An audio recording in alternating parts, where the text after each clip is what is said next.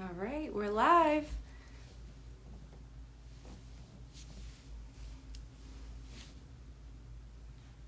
Hi, Tracy. Welcome. We're just gonna, hi, Jules. We're gonna just wait for a couple more people to come on. Hello, everybody. Thanks for joining.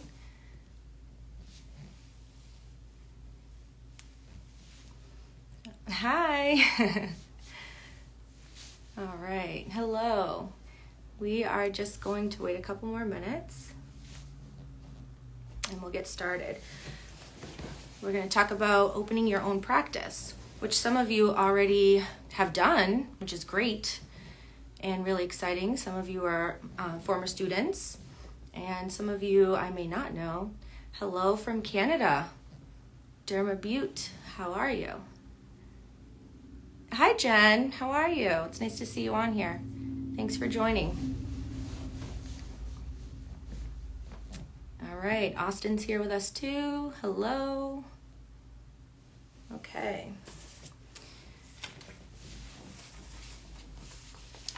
All right, so the first thing we'll talk about with opening your practice, obviously, is training, right? So training is the first thing. It's your bread and butter. The key to your success starts with good training, learning good technique, obviously safe technique, and really getting your practice in, knowing the anatomy, especially when we're talking about injectables. Obviously, at Aesthetic Mentor, that's what we strive for, to teach you that and to give you a good background. Hello, we have some new people joining us.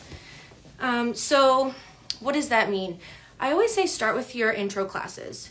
Get your basics down pat, really feel comfortable with that, learn the anatomy, you shouldn't be injecting anything you don't know, right? We always say that. So know the muscles, for neurotoxins, know all of your veins and arteries and all of your landmarks, get to know all that really well, and you'll get comfortable and you'll start to get really good at what you do. And with that, you'll obviously talk to your person, your advisor, Sigourney, Lauren, and you'll figure out what's your next step. Are you going to become a member of the MAA and join us? Maybe you have someone that you're going to work with or somewhere that you're going to work. That's great. So knowing that is also a good part of your first step in your journey. Hi, Jen. Nice to see you back from Italy. So another thing is clientele, they want to know what you know. So don't be afraid to show them. They want to know, where did you go to school? How much do you know? Are you doing the latest trends? Do you know about these things? And that's going to make them feel more comfortable in your chair. So show off your certifications. Let them know you worked hard for it. It's like your licensing, all of the things that you worked for. Let them know. They want to see it. I learned that. Hi, Carrie. That's my Carrie.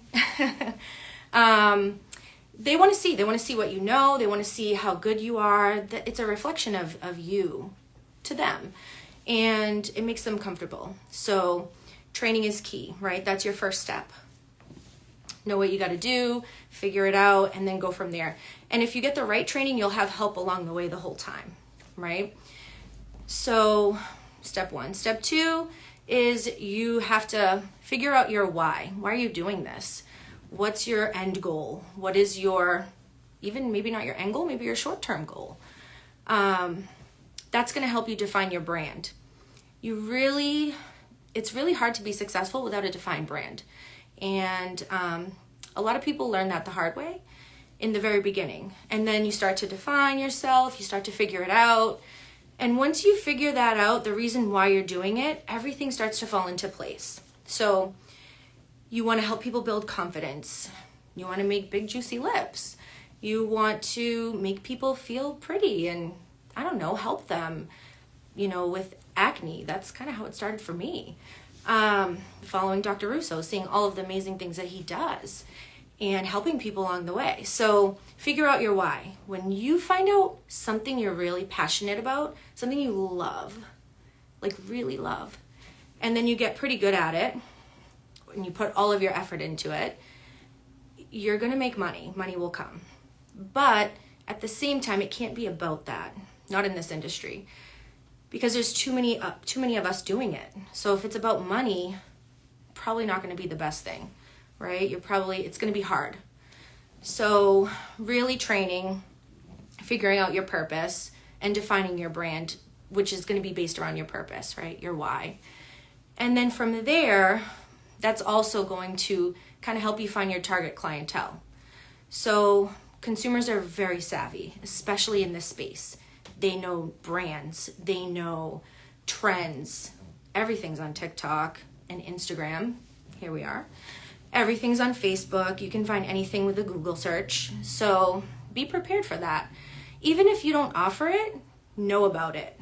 Learn something about it.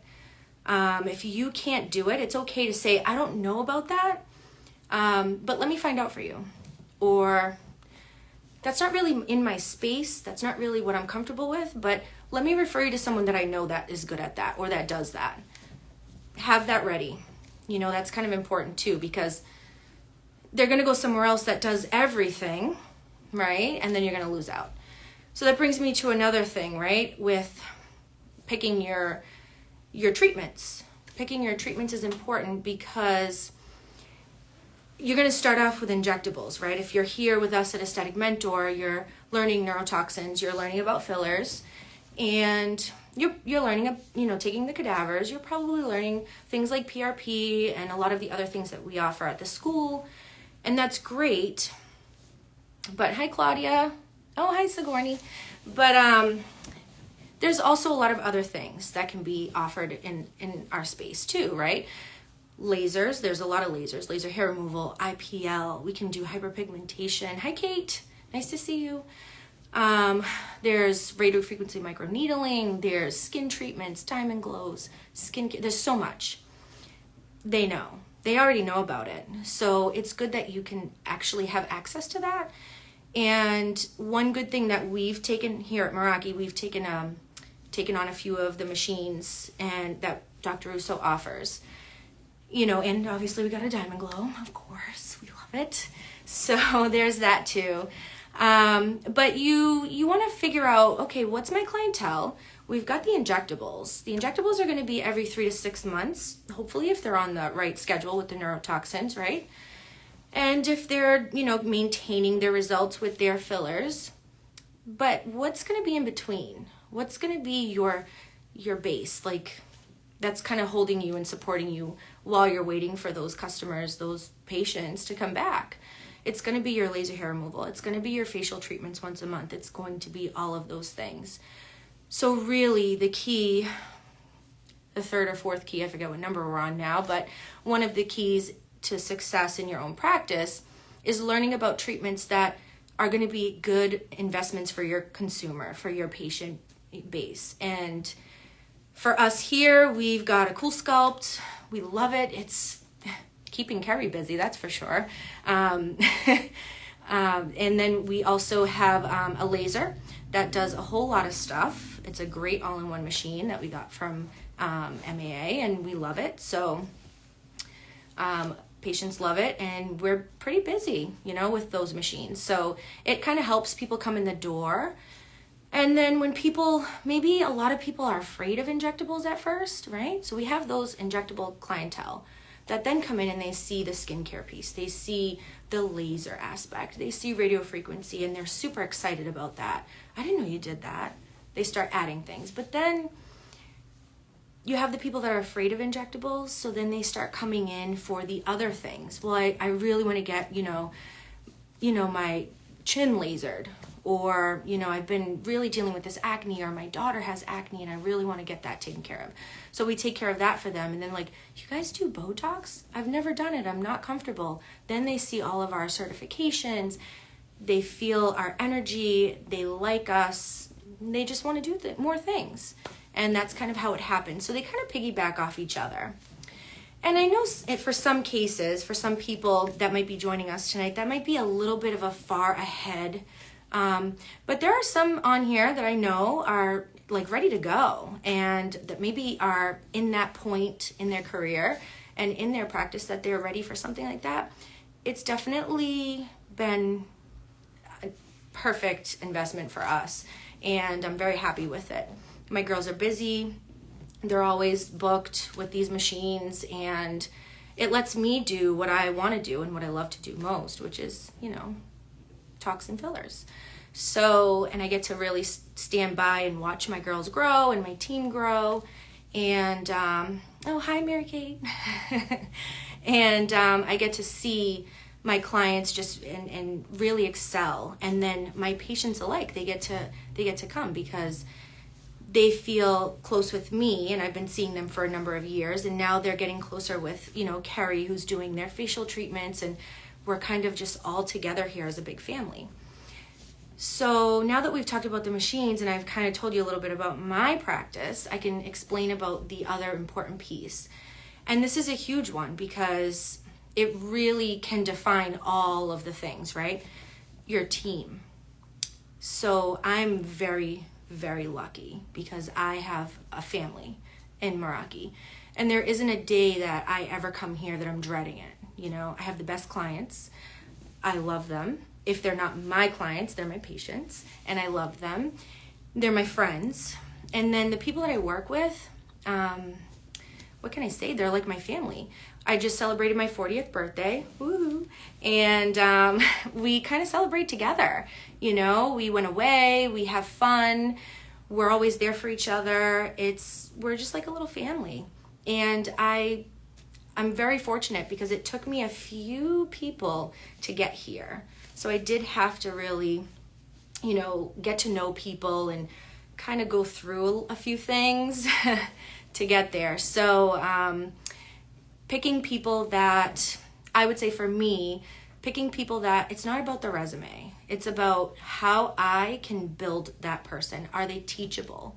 That's the number one thing I look for, because they're going to be an extension of me and my brand and my personality and my hands. And if they can't respectfully and, give that off the same way that I do, then they're not a good fit.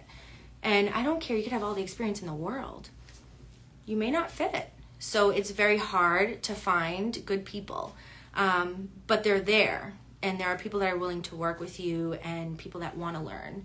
And my advice is to find someone that wants to learn and that wants to mentor with you, and you'll learn from them too. I learn from Christiana, from Carrie every day, and Stella too. And we're always learning together.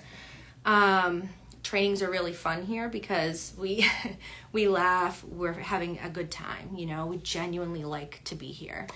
And I just think that's a very important part, because that is going to reflect to your patients. They're going to want to come here because of the energy that you're bringing to your place. And when they come for their appointments, it's not just about what treatments you offer. It's about how they feel when they walk in the door and how they feel when they close the door to the treatment room. Are they comfortable with you? And then last but not least, right, we're going to talk about pricing. This one gets the most time, I think, because it's hard. Pricing is hard. This is probably the number one question I get too. How do you price? Well, let's talk about what does it cost? First, we have to decide, okay, what does it cost me to buy something like neurotoxin, right? It's not just the product. So people get consumed with this whole well, how much does one bottle cost? Okay, well, one bottle costs XYZ, and then I have needles, syringes, gauze, gloves, electricity, liability insurance, medical director fees, everything you have, your sandy wipes, your alcohol wipes. There's a lot that goes into it. So you have to really itemize the cost, right? So once you know that, then you start to think, okay, this is how much it costs me. Now let's see, who's my clientele, okay? Where am I geographically? What is realistic in this area? So in our area around here, I'm in Reading, we've determined that it's between $12 and $16, right? Somewhere in there. So a unit for neurotoxin. So that's pretty much what everyone else is charging. So you don't want to be the one that's charging 10 because that's rude. And it's really not profitable for you. And you don't want to be the one that's charging 16 or 18, because let's be fair, right? Yes, it's more than just the tox, right? That's right, Tracy. So you want to be fair too, but you also don't want to kind of undersell yourself either. You don't want to sell yourself short. These paws, HJ says this over in Connecticut, these paws are worth more than, $10 a unit. I've learned from the best, and what's up here, can't take it away. So let's, price accordingly. That's one. Two, you got to be a little bit flexible with your clientele. You have to know like who they are. Are they the clientele that's going to try to like kind of undercut you? Because then you have to be firm, right? So you don't want to have too many sales. I never put a sale on neurotoxin. It cheapens it. Cheapens the service in my opinion. I'll do maybe like something with like, oh, if you do neurotoxin this day, you get 10% off skincare, something like that. Like they get it for the regular price, but they get something else. Like that doesn't really mean too much to me, right? But the tox is special, right? It's like we say PRP is liquid gold, but really the tox is like liquid platinum, right? So we don't want to let that go. So pricing is very important, and it is hard. It is hard. A lot of injectors are doing like an injector fee, right? So you take your cost and then you add on what you think you're worth, right? Some people have deemed that to be $300, right? Okay, so for $300, whatever the price is, and then add $300. That works. And if that works for you, that's great. So you just have to kind of decide like what's in your area kind of trending with pricing. How do you feel about it? How's your comfort? Some people also do with their fillers, you can do a set price per syringe. I'm not really a per syringe girl. I think that we need to sell outcomes. I'm more into that because people will call, what's one syringe? I want half a syringe, or I want 2 syringes. But realistically, right, a syringe is a medication. I'm not selling you a plastic empty tube, right? A syringe. I'm selling you an outcome. I'm selling you the outcome that a medication is going to give you. So that outcome is based on my knowledge and my skill, right? My understanding of anatomy, all of those things. And that comes at a cost. So what is that cost? So you take your cost of your syringe. If it's Juvederm, it comes in a box of 2. If it's Restylane, it comes single, right? So you take that cost and then you add on what your injector fee should be. Like I said, some people will say about $300, but some people like to have just a flat fee per syringe in their head and then kind of go on, okay, well, I think it's going to take 3 syringes for the outcome that we're looking for. Let me, whatever, 800 times 3, that's what it will be. So your pricing is going to be there. But again, you're going to base it off your clientele, your market, your area, all of those things, your geographical area. And that's going to stem back to, if you just joined us, that's going to stem back to your defined brand, which is your why, right? Why are you doing this? What's your brand? What makes you special? Why do you stick out from the person down the street who's doing this? So you have to figure that out. And I hate the word competition because I don't feel like we're competing. I'm not competing with anyone. I'm competing with myself. I compete with yesterday. That's it. So I hate that word competition. So I like to think of it as there's somebody down the street. Their clients are not going to come to me because they're with them. I don't want their clients, right? I have mine. And my clients are not going to go to them because they've branded themselves and created a reason for those people to come there, and so have I. So I like to look at it as that. I know it probably sounds corny, but it's who I am. Sometimes I'm a little corny. So back to the beginning, if you just joined us, hello everyone. We're talking about opening your own business. The first most important thing ever is training and learning. If you're comfortable where you are, you're not growing. Point blank.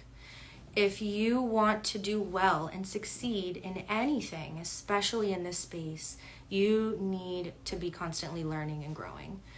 So I say, find something you love, get really good at it, and learn as much as you can.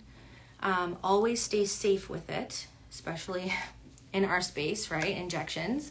And the money will come, but it shouldn't be about that. It should be about something a little bit more, a little bit deeper, right? So yeah, find something, take your classes. There's plenty of them. We have lots of classes in Waltham and Connecticut, Glastonbury. Talk to your advisor, Sigourney or Lauren, and see what your next step is. 4 years ago, I thought about this for 17 years. I could go on and on. And 4 years ago, I started this little thing. The Aesthetic RN Jen was my brand, and here I am now at Meraki Medical Aesthetics, and we have 8 rooms. I don't even know how many machines, 1, 2, 3, 4, something like that. I don't use them, my staff does, and I trust them. I'm actually going to be leaving for 4 more days, and they're going to be here running it. So there you go. Staff, take your training, know your machines, know your treatments, be savvy with what's going on out there in our industry, know the do's and the don'ts, and know your why, and you'll be successful. Yay, thanks. Thank you for joining, guys.